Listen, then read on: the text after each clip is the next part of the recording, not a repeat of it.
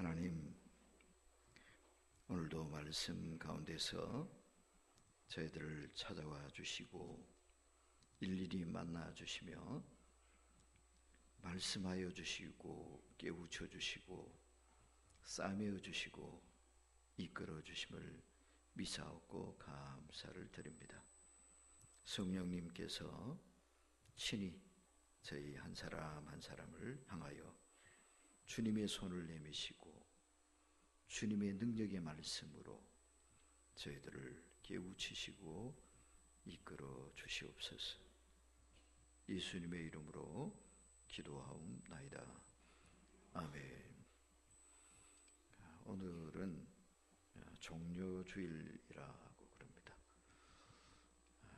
예수님께서 예루살렘을 생전에 여러 번 방문을 하셨지만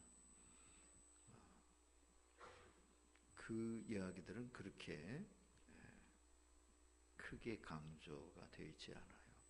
그런데 이 마지막 방문길, 예루살렘으로 들어가신 마지막 예루살렘 방문입니다. 이날 예루살렘으로 들어가시고 물론 배단위로 나왔다 들어갔다 일주일 동안 그렇게 사셨지만 결국 그 금요일 날 십자가에 못 박혀서 돌아가시게 되죠. 그러니까 이 예루살렘 방문은 예수님 생애의 마지막 방문길이었습니다. 그래서 이 예루살렘으로 들어가신 이 날은 특별한 날로 기억하고 기념할 수밖에 없는 그런 위치에 있는 날이죠.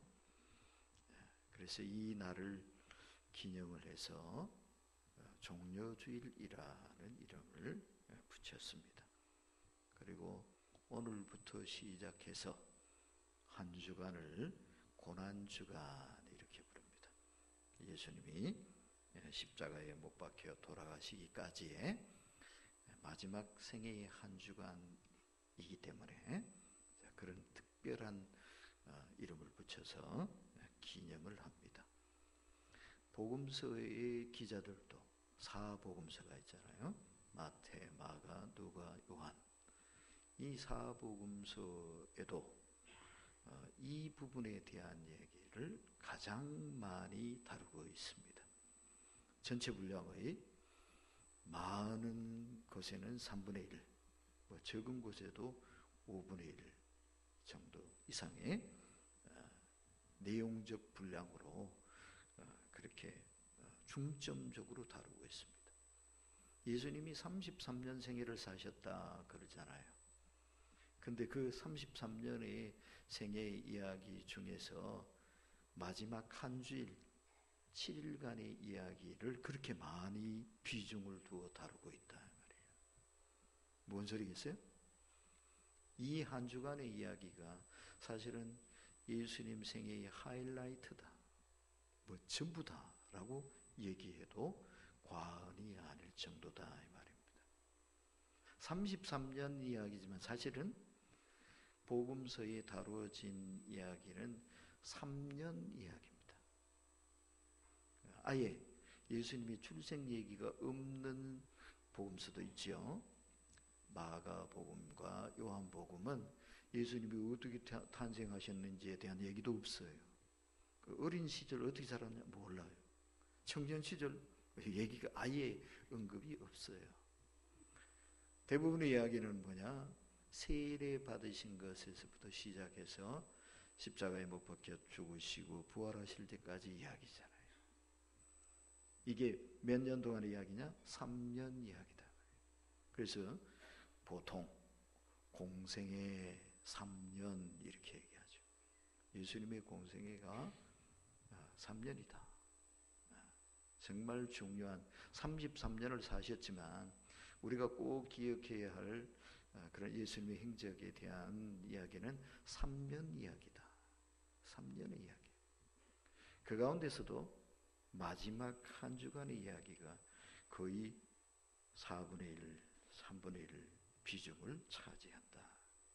그 이야기의 시작점이 바로 종려주일이다 하는 거예요. 그러면 왜 종려주일이냐? 예수님이 예루살렘으로 가실 때에 이 사건도 이미 구약의 선지자가 예언한 일이에요. 스가랴 선지자가 예수님이 어떻게 예루살렘으로 들어가실 거다라는 걸 예언을 했어요. 나귀를 타고 가실 거다. 나귀 새끼를 타고 가실 거다. 그렇게 예언이 되어 있거든요. 스가랴서 9장에. 그 말씀대로 예수님이 여기 오늘 본문에도 보니까 나귀 새끼, 아직 아무도 타보지 않은 나귀 새끼 이렇게 되어 있잖아요. 아무도 타보지 못한 나귀 새끼를 끌어다가 그걸 타고 예루살렘으로 들어가시게 되었다라는 얘기예요. 근데 여기 누가복음에는 그 얘기는 적혀져 있지 않고 다만 이렇게 기록을 하고 있어요. 36절에 보시면 가실 때에 그들이 자기 겉옷을 길에 펴더라 이랬잖아요. 길바닥에 뭘 폈다고요? 자기 옷을 벗어가지고요. 겉옷이요. 이스라엘 사람들은 이 겉옷이 참 중요한 옷입니다. 특히 가난한 사람들의 경우에는 이 겉옷이 아주 다용도로 쓰여요. 입고 다니면 그냥 옷이고요. 겉옷이에요. 외출복도 되는 거죠. 근데 밤에 잠잘 때 덮으면 이불이 되는 거예요. 그러니까 이불처럼 이렇게 도톰하게 되어 있었다는 얘기가 되겠죠. 그리고 또 짐을 옮길 때는 이걸 펴가지고 거기다 짐을 싸고 옮기게 되는데 그러면 이게 보자기가 되는 겁니다. 그래서 이 옷이 겉옷이 그냥 그 보통 그런 옷이 아니에요. 특히나 가난한 사람의 경우에는 이 옷이 정말 소중한 재산과도 같은 거예요. 그래서 이 옷 맡기고 그 전당포에 이 옷 맡기고 돈도 꾼다는 거 아니겠어요? 자, 이 옷을 자기 입는 이 소중한 옷을 벗어서 길바닥에 폈어요. 왜 그랬을까요? 너무 존귀하신 분이 가시는데 먼지 불쑥불쑥 나는 길을 가시게 할 수 없잖아요. 왜 뭐 영화제하고 그럴 때 보면은 그 배우들이 탁 들어갈 때 뭘 깔아줍니까? 카펫, 레드 카펫을 쫙 깔아주잖아요. 그죠? 대통령이 또 외국 순방할 때 이렇게 공항에서 비행기 트랩을 탁 내려오면 의장대가 탁 써가지고 그 앞에 또 쫙 나오게, 그죠? 카펫을 쫙 깔아주잖아요. 그죠? 맨바닥 밟지 말라고 쫙 깔아주잖아요. 예수님은 그런 카펫을 깔아드릴 수는 없으니까 이 사람들이 자기들이 할 수 있는 거, 자기들이 갖고 있는 거, 이 가난한 사람들이니까 옷을 벗어서 펴서 깔았단 말이죠. 근데 그 옷만 깔아가지고는 택도 없잖아요. 그래서 여기에는 없지만 마태복음에는 사람들이 뭘 했다 그러느냐 하면은 종려나무를 베다가, 야자수예요. 종려나무를 베다가 그 가지를 바닥에 쫙 폈다는 거예요. 이 지역 사람들은 또 이 종려나무를 다양하게 많이 또 다양한 용도로 쓰죠. 길바닥에 쫙 깔아서 먼지 안 나가게 그 위로 착착착착 걸어가실 수 있게끔 그렇게 했단 말이에요. 이게 무슨 소리냐면은 예수님이 자기가 할 수 있는 최고로 예수님을 대접하고 높여드렸다 이 말이에요. 마치 카펫 깔아드리는 것과 같은 그런 마음으로 그거 한 거예요. 그러면서 어떤 사람들은 이 종려나무 가지를 흔들면서, 아이들, 여자들 그랬겠죠. 흔들면서 호산나를 외쳤다. 주여 우리를 구원하소서 하는 의미인데 그냥 단순하게 뭐 만세 이렇게 생각해도 돼요. 예수님을 환영하고 만세를 불렀다라는 얘기예요. 그래서 여기에서 이름이 이제 따져온 거예요. 이 주일을 뭐라고 부를까? 이 종려나무 가지 흔들고 환영한 그거를 기억하자. 종려주일로 하자. 이래 된 거죠. 자, 그래서 예수님이 이 종려주일에 많은 사람들이 몰려서 예수님이 예루살렘으로 들어가시는 것을 환영을 했는데, 이 예루살렘이 뭡니까? 이스라엘의 수도지요. 그죠? 수도. 한 나라의 수도에는 누가 삽니까? 네? 왕이 사는 곳이 수도지요. 그죠? 예수님이 이 예루살렘으로 들어가신다? 무슨 의미겠어요? 예수님이 왕이 되신다 하는 그런 의미도 있는 거죠. 그래서 오늘 본문 38절에 보면 사람들이 찬송을 불렀대잖아요. 뭐라고 찬송을 불렀느냐, 그 내용이 써 있죠. 자, 38절을 같이 한번 읽어봅시다. 이르되 찬송하리로다 주의 이름으로 오시는 왕이여, 하늘에는 평화요 가장 높은 곳에는 영광이로다 하니. 아멘. 많은 사람들이 예수님을 뭐라고 불렀어요? 왕이시라고 불렀다. 그죠? 네. 지금 예루살렘으로, 이 이스라엘의 수도로 예수님이 들어가시는데, 그냥 방문하시는 게 아니라, 구경하러 오시는 게 아니라, 일부러 잠깐 들르신 것이 아니라, 이분이 바로 왕으로 들어가신다. 예수님이 왕이시다. 임금님을 모시니까 그냥 할 수 없잖아요. 그래서 막 길바닥에 옷도 깔고 종려나무 가지를 꺾어서 쫙 깔고 그러면서 막 열광적으로 환영을 했다라는 것이죠. 이렇게 환영을 받으면서 예수님이 예루살렘으로 들어가셨어요. 그런데 예수님이 사람들이 환영하는 이 환호성에 도취되지만은 않으셨어요.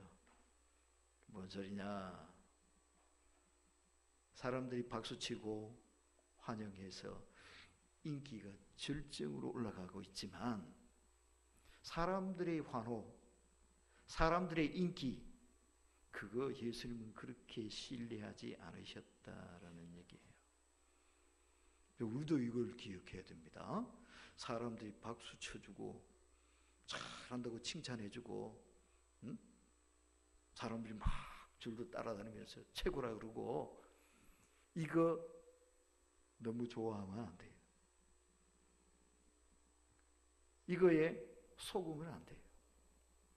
예수님은 그걸 알고 계셨잖아요. 이 사람들이 어떻게 될지를 뻔히 알고 계셨잖아요. 우리는 모르지만 예수님은 자기가 지금 어디로 가고 계시는지도 알고 계셨고, 그리고 또 이렇게 열광적으로 환영하는 이 사람들이 앞으로 무슨 짓을 할지도 아셨죠. 그러니 그 만세하불을 부르고 왕이여 하고 환영한다고 그래 하고 그러실 수가 없잖아요. 오히려 더 뜨겁게 환영할수록 예수님은 속으로 더 마음이 아프셨을 거예요. 사람들의 인기라고 하는 것은 언제 변할지 모르는 거예요. 그거에 연연하면 안 된다 이 말이에요. 이 사람들이 이렇게 열광적으로 예수님을 환영하고 환호하던 이 사람들이 불과 일주일도 안 돼서 월요일 날 이 일이 있었는데, 금요일 날 무슨 짓을 합니까? 십자가에 못 박으라고 난리를 치죠. 십자가에 못 박으시오, 십자가에 못 박으시오. 빌라도는 나는 앞만 봐도 죄가 없는데 그냥 몇 대 때려서 놓을게. 근데 안 된다. 이 사람들이 호산나를 외치던 바로 그 입술로, 호산나를 외치며 환영하던 바로 그 사람들이 이번에는 십자가에 못 박으라고 난리를 치겠잖아요. 그런데도 사람들이 박수 쳐준다고 좋아할 수 있겠어요? 그 환호성에 감동받을 수 있겠어요? 그러면 안 되는 거죠. 우리가 의지하고 붙들어야 될 것은 사람들의 박수가 아니에요. 사람들이 높여주는 인정해주는 그런 인기 투표, 그게 아니에요. 하나님이 주신 사명을 놓치지 말아야 돼요. 어떤 경우에도. 사람들의 환호 때문에 내가 해야 할 일을 까먹어 버리면 안 돼요. 내가 서야 할 자리를 놓쳐버리면 안 돼요. 내가 가야 할 길을 잊어버리면 안 돼요. 예수님은 그 환호성을 들으시면서도 자기가 왜 예루살렘에 들어가는지, 지금 어디를 향해 가고 있는지, 무엇을 해야 할지를 놓치지 않으셨다. 이게 중요한 거예요. 우리도 항상 그것을 기억하며 살아야 된다. 까딱 잘못하면 예수 믿는 우리가 사람들의 환호에 이끌려서 그것에 압도를 당해서 믿는 자로서 지켜야 할 더 소중한 가치를 잊어버릴 수가 있단 말이에요. 그러면 안 된다. 이거를 꼭 기억해야 되겠습니다.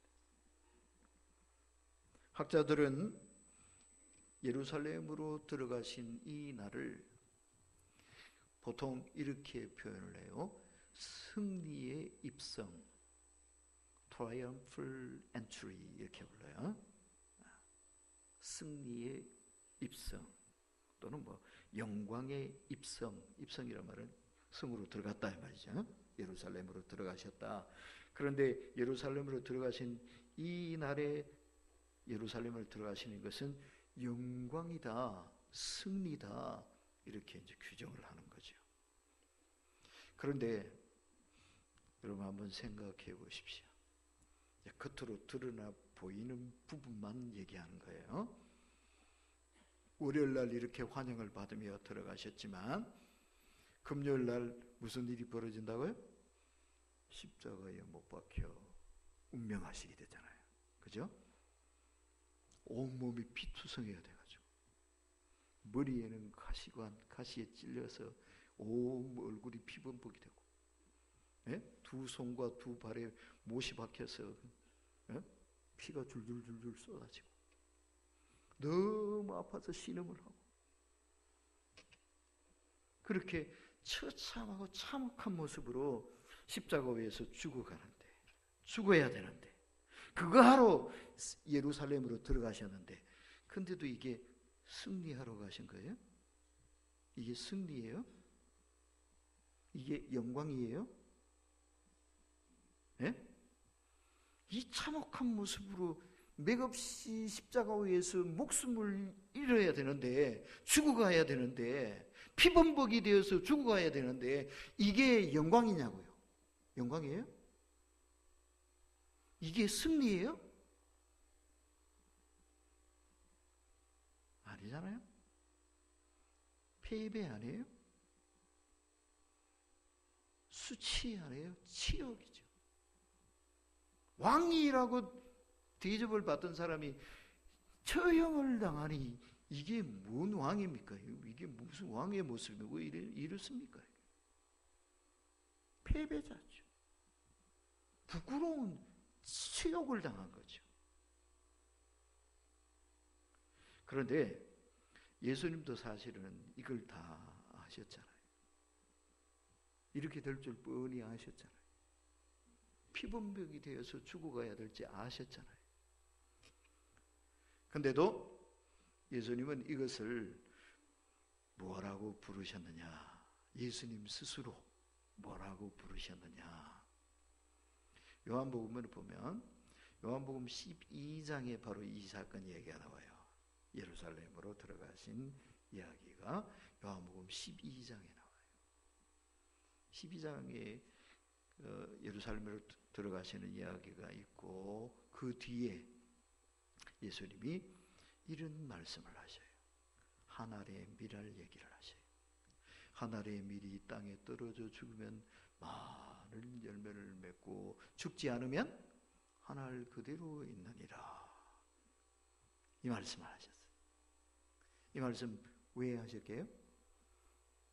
밀할 얘기하신 거 아니거든요. 바로 자기 얘기하신 거거든요. 앞으로 며칠 뒤에 있을 십자가의 죽음을 얘기하시는 거예요. 나는 이 하늘의 밀알처럼 땅에 떨어져 죽을 거야. 그래서 많은 열매를 맺을 거야. 그거 얘기하신 거라. 근데 요 말씀하시기 바로 직전에 뭐라고 하신지 아세요? 요한복음 12장 23절이에요. 인자가 영광을 얻을 때가 왔도다. 뭘 얻을 때가 왔다? 영광을 얻을 때가 왔다. 뭘 영광이라고 말씀하신 거예요? 십자가에 못 박혀 비참하게 죽어가는 거. 우리는 그거 영광 아니고 수치고, 우리는 그거 승리 아니고 패배라고 그러는데, 주님은 아니야. 이게 승리야. 이게 영광이야. 그렇게 주님 스스로도 인식하셨고, 그리고 성경을 전체의 맥락에서 읽어보니까 이거는 사람들은 패배라고 얘기했는지 모르지만 예수님이 십자가 위에서 돌아가실 때의 그 모습 보고 사탄은 자기들이 이겼다라고 착각했는지 모르지만 실제로는 알고 봤더니 이게 결정적 승리의 사건이었다. 이것이 예수 그리스도라는 이름을 온 세계 위에 드높이게 한 결정적인 사건이었다. 영광으로 이끄는 놀라운 사실이었다. 이걸 이제 확인하게 되는 거지요. 예수님은 바로 이 저주의 십자가, 패배의 십자가, 죽음의 고통 어린 십자가, 이걸 완전히 바꿔버리신 분이에요. 십자가는 더 이상 이제는 저주가 아니에요. 패배의 상징이 아니에요. 죽음의 상징이 아니에요. 십자가는 지금 뭐가 됐습니까? 십자가는 영광이에요.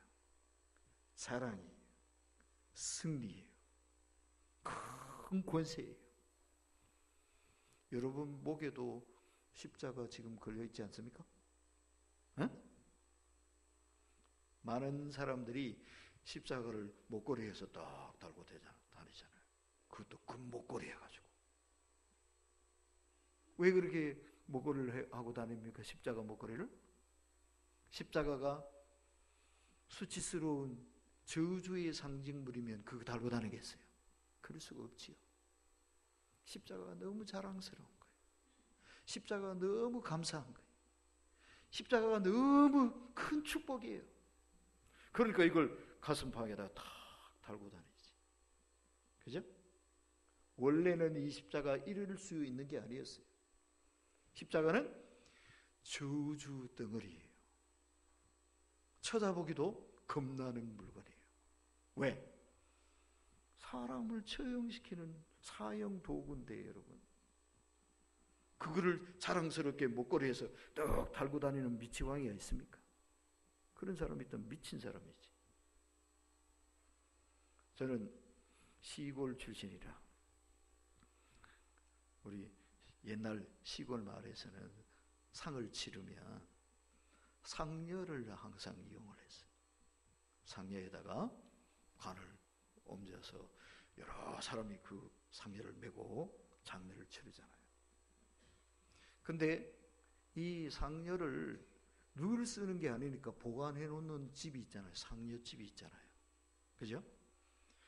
마을의 한 구퉁이 으슥한 곳에 그게 있다고. 응? 글로 지나가면 괜히 뭐 나올 것 같아. 그죠? 오늘같이 이렇게 비가 추적 오는 날은 정말 가기 싫어. 그 길로 지나가기도 싫어. 그죠? 그런 곳이 상녀집이에요. 거기 뭐 들었는데? 나무 토막 몇 개 들었는데 그게 왜 겁나? 시신을 옮기는 도구거든. 그러니까 그거조차도 사람들이 겁낸다고, 두려워한다고. 그거를 상녀 모양을 해가지고 목에 걸고 다니는 사람이 있겠어요? 미친놈이지, 그런 놈이 있다면. 십자가는 그보다 더한 거예요. 사형틀인데. 어떻게 이 십자가가 목걸이가 되게 만들었어요? 예수님 때문에 그런 거잖아요. 예수 그리스도께서 이 고난의 십자가를, 이 저주의 십자가를, 이 찾아보기도 두려운 이 십자가를 영광으로 만들어버렸어요. 승리로 만들어버렸어요. 축복으로 만들어버렸어요. 우리도 그래야 됩니다. 우리를 괴롭게 하는 고난의 십자가, 그 두려워하고 도망치면 안 됩니다. 예수님이 어떻게 이 십자가를 영광으로 바꾸어 버렸습니까? 십자가를 끝까지 잘 참고 견뎌내시고 이기셨기 때문에 그렇습니다. 예수님이 이 십자가가 무서워서 도망쳤다면 아직도 십자가는 저주 그대로 있는 거예요. 힘들지만, 고통스럽지만, 겁나고 두렵지만 그것을 끝까지 잘 참고 견뎌냈더니 결국은 이 십자가가 저주가 아니라 축복이 되어버려요. 패배가 아니라 승리가 되어버려요. 수치가 아니라 영광이 되어버렸단 말이에요. 우리의 삶의 영광도 어디에서 오는 것이냐? 십자가를 잘 지는 데서 온다라는 걸 기억합시다. 예수님은 한 번도 알렉산더 대왕이나 나폴레옹, 징기스칸처럼 군대를 이끌고 화살을 휘두르면서 세계를 정복한 적이 없어요. 그런데 수많은 장군과 수많은 왕들이 그 앞에 무릎 꿇고 경배를 올리게 만들어버렸어요. 한 번도 대학교 가서 학생들을 가르쳐 본 적이 없으셔요. 그런데 그분을 목숨 바쳐 따르는 수많은 제자들을 거느리시게 되셨어요. 무엇으로 그렇게 하셨어요? 십자가를 참으셨기 때문에요. 십자가를 지셨기 때문에 모든 사람들이 그 앞에 고개를 저아리는 거예요. 중심에서 우러나오는 복종을 바치는 거예요. 주님으로 영원한 왕으로 인정하고 고백하고 섬기게 된 거예요. 예수님이 십자가를 회피하셨다면 우리는 예수라는 사람 알지도 못해요. 십자가를 지는 것이 바로 이 십자가를 영광으로 바꿔버리는 비결이다. 우리도 그렇다. 하나님이 우리에게 각자에게 주어주시는 날마다 져야 할 십자가, 우리 자신이 져야 할 내 몫의 십자가, 무겁다고, 힘들다고, 귀찮다고, 아프다고, 겁난다고 외면하면 안 됩니다. 외면하면 없어지느냐? 아니요. 도망치면 없어지느냐? 아니요. 그걸 견뎌내야 그걸 이기는 겁니다. 그리고 예수님을 향해서 찬송을 부르는 이 이야기는 누가만 전하고 있더라고요. 다른 복음서에는 없어요. 예수님을 왕으로 모시고 찬송한다 그랬죠. 주의 이름으로 오시는 왕이요 그러면서 찬송을 불렀잖아요. 근데 이거를 듣고 기분 나빠한 사람이 있어요. 누가 기분 나빠했답니까? 바리새인들이 화를 내면서 예수님한테 항의를 했어요. 선생님, 저 사람들 입 다물게 하십시오. 이거 이러면 안 돼요. 왜 그랬을까요? 예수님을 하나님이 보내신 하나님의 사자로, 구약에 예언한 그 메시아로 사람들이 인정하고 하나님이라고 공경하고 경배하니까 이거는 신성모독이에요. 이러면 돌에 맞아 죽어야 돼요, 당신. 그러면서 예수님께 항의를 한 거예요. 근데 예수님은 그래, 그 말 들어보니 그러네. 이거 큰일 날 소리 했네. 야, 입 다물어. 조심해. 국가 원수 모독죄야. 그렇게 얘기하면 큰일 나. 감옥에 가. 예수님 그렇게 하시지 않았어요. 그 대신 뭐라고 하십니까? 내가 너희에게 말하노니 만일 이 사람들이 침묵하면 돌들이 소리 지르리라. 이 사람들이 찬송을 부르지 않고 경배를 드리지 않는다면 뭐가 소리를 지른다고요? 돌들이 소리를 지를 거야.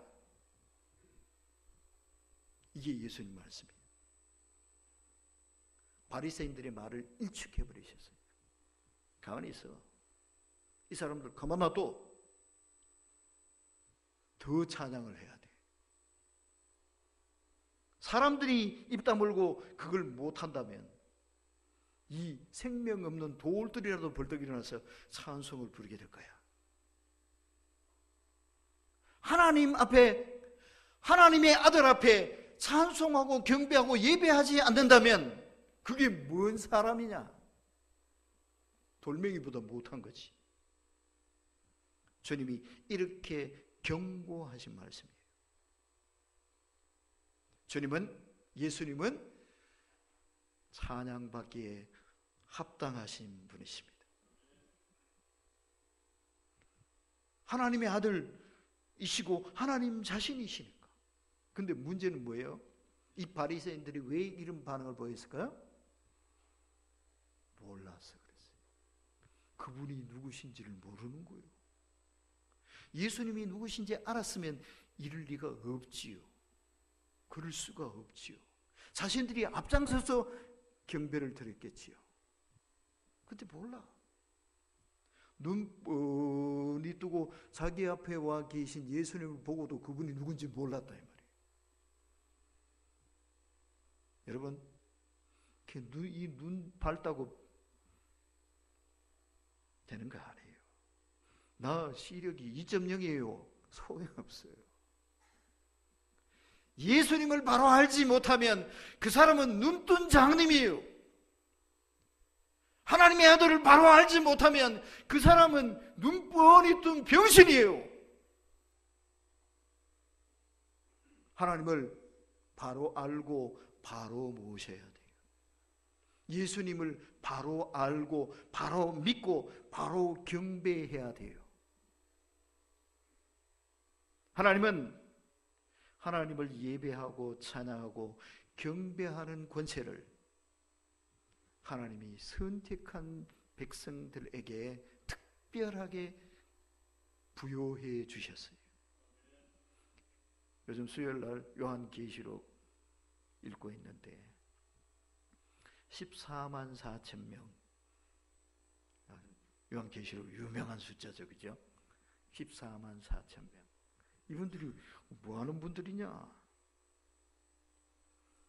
하나님을 찬양하는 새 노래를 부르는 분들이에요. 그런데 이 노래는 이분들 외에는 아무도 배울 수 없다 그랬어요. 성경에 그렇게 딱 써 있어요. 하나님을 찬양하는 이 노래 아무나 부를 수 있는 게 아니라 이 말이에요. 하나님이 구원하시고 하나님이 지명하시고 하나님이 선택하시고 하나님이 사랑하신 사람들만 할 수 있는 게 찬양이다 이 말이에요. 하나님을 예배하고 하나님을 경배하는 것은 구원받은 하나님의 자녀들의 특권이다 이 말이에요. 우리가 그걸 누려야지. 그 찬양의 축복을 누리며 살아야지. 찬양은 우리의 자랑입니다. 찬양은 우리의 힘입니다. 찬양할 때 마귀가 쫓겨납니다. 찬양할 때 하나님이 영광을 받으십니다. 찬양할 때 하늘 문이 열리고 하나님의 은혜가 하늘로부터 쏟아지게 되어지는 겁니다. 이 찬양을 우리가 놓치지 말아야 되겠습니다. 기도하겠습니다. 하나님, 온 인류와 세계의 왕으로 오신 하나님을 찬양합니다. 그 이름 앞에 겸손히 머리를 좌려 저희도 제자들처럼 호산나 찬양과 경배를 올려드립니다.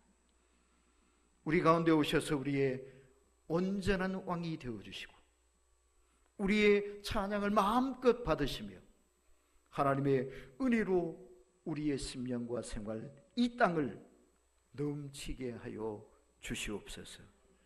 예수님의 이름으로 기도하옵나이다. 아멘.